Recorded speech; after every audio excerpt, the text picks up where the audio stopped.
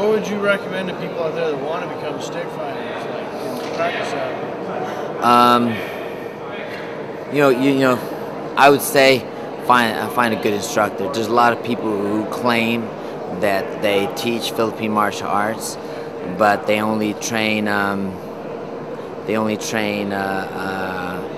one or two seminars, and then they teach it. You need to find somebody who's been consistent, who's put the time in, and then you just look through the execution of techniques, and from there you kind of know.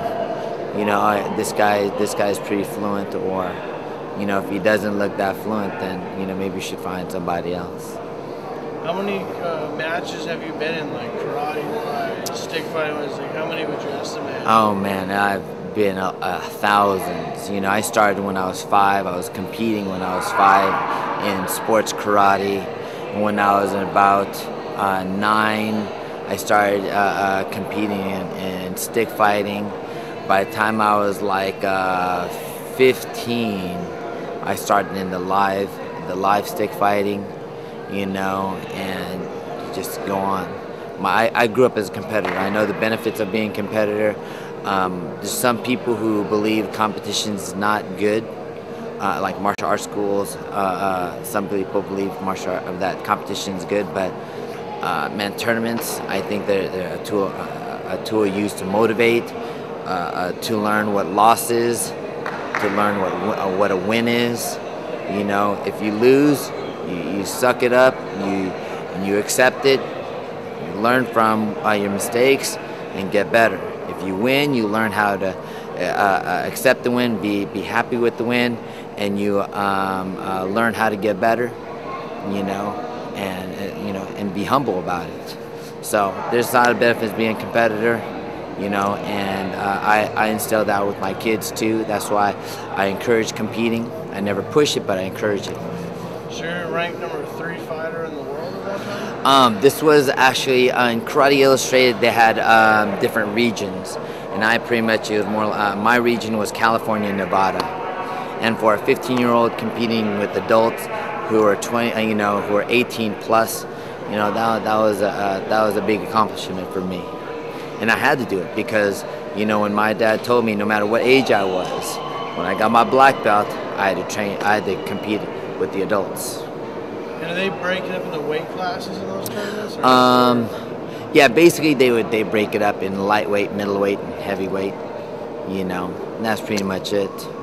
So you're talking about 150 would be, and under would be lightweight, 150 to 170, 175, that would be middleweight, 175 to 200 would be heavyweight, and 200 plus would actually be super heavy.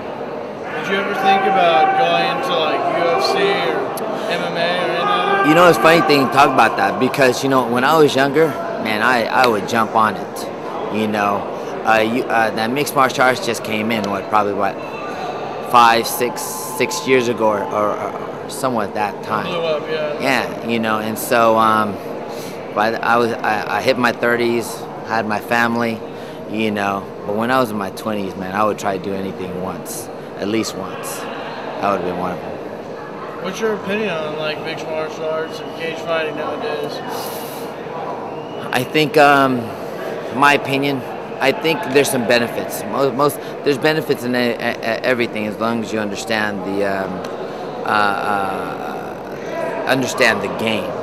Because in sports karate, in point stick fighting, and live stick fighting, you understand it's the game.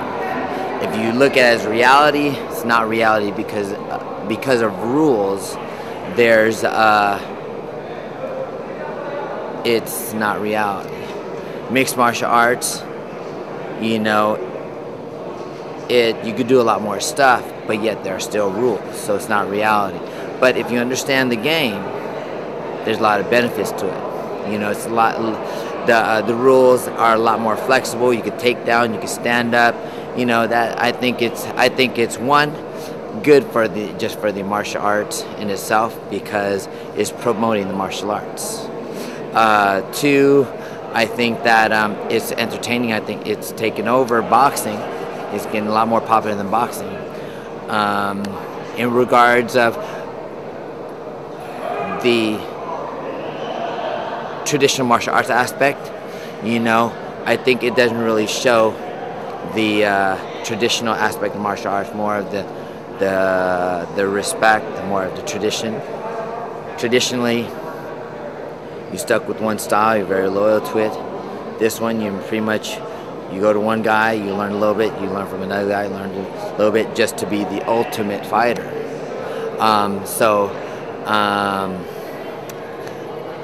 I like the sport. I enjoy watching it. I like the entertainment of it. But then again, it's a little bit.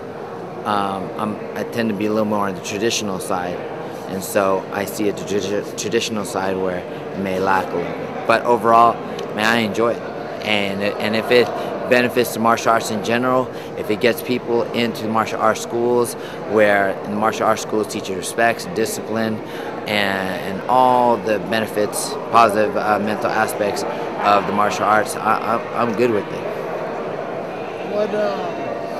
How many generations back does it go in your family of like being like this, like black belt, or like how many generations back does it go? See, my son's a black belt. I'm a black belt. My dad is a black belt. Actually, you know, so my son, myself, my dad, my grandfather, you know, and my great-grandfather. 5 generations. How old's your son? My son, he's 11. He's the black belt. He kicks butt. He trains hard. He well deserved. So he'd kick my ass. Probably. Probably. Man, you're a pretty big guy. But I've never been in a fight. True. Well, if he kicked you in the groin and you bent over and he kicked you, good chance. Wow, that's impressive. Is he in the tournament here this week? Yeah, he won first place in forms, in our traditional forms.